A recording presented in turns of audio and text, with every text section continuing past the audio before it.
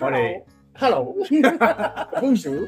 Bonjour, merci beaucoup pour venir ici, c'est dans Sora. 唔好客氣。OK 嗱，今日咧我哋第一次咧，我哋殺出元朗啦，我哋嚟到一嚟咧就嚟到呢個西營盤，係啦，咁咧就嘭一聲咧，我哋就即係好道地，即係我哋過去即係幾次咧都好貼地嘅，即係好民間嘅食物啦。突然之間嚟到咧，呢一間咧係你睇下，連個碟個名咁都係法文啦。Le， 第一次大聲啲。Le Couvette。Le Couvette。OK。咁咧食乜嘢㗎？食加法國菜啦，咁但係仲好咧，佢好出名係食鴨。食鴨。鴨係啦，即係鴨係佢哋嘅主題嚟嘅。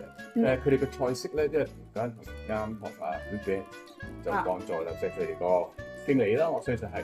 咁咧就講咗啦，即係佢哋係靠近Bayonne嗰個係叫做波度，即係西南邊嘅地方。即係其實紅酒區嗰度。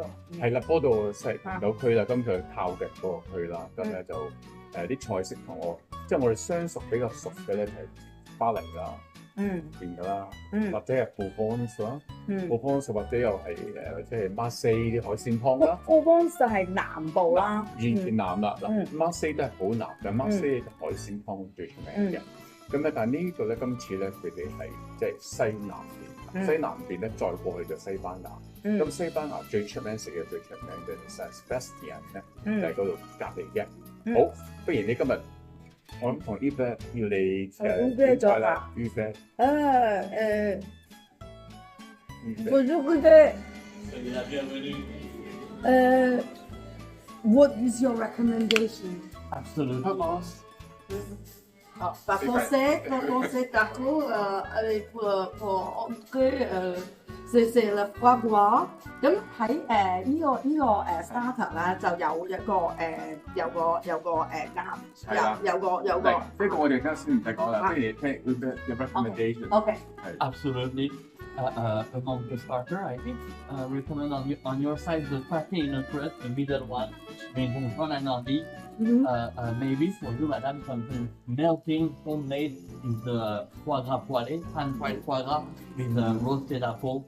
Beautiful one.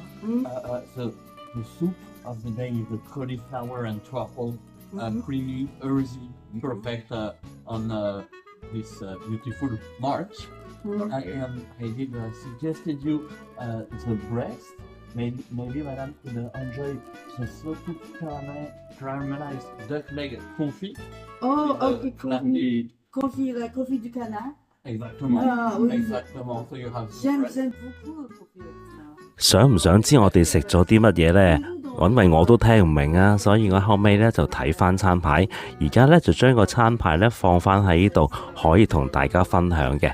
其實咧我哋係叫咗一個咧788蚊嘅 tasting menu 嘅，有咩食咧喺通訊欄嗰度睇翻啦。我哋而家咧就介紹2個頭盤先，大家可以見到咧，其實有4個頭盤可以選擇嘅，每一樣嘢都好好味噶。我哋今日咧就食住2個先，第一個咧就係法式嘅香煎肥鴨肝，第二個凍嘅肉批嚟嘅，有幾特別啊！即刻俾大家睇下先啦。海林聽牙叫咗呢個呢，就係香煎肥鴨肝嚟嘅，睇下中間塊鴨肝幾厚幾肥美，仲有2塊麵包等大家夾住嚟食，另外仲有2個紅酒煮梨，好香噶。而達志叫咗呢個呢，就仲特別。係黎菜樓嘅酥皮凍肉批，呢一個呢係法國一個非常之傳統嘅批嚟㗎，但係可以話係手工菜咯，真係好難整㗎。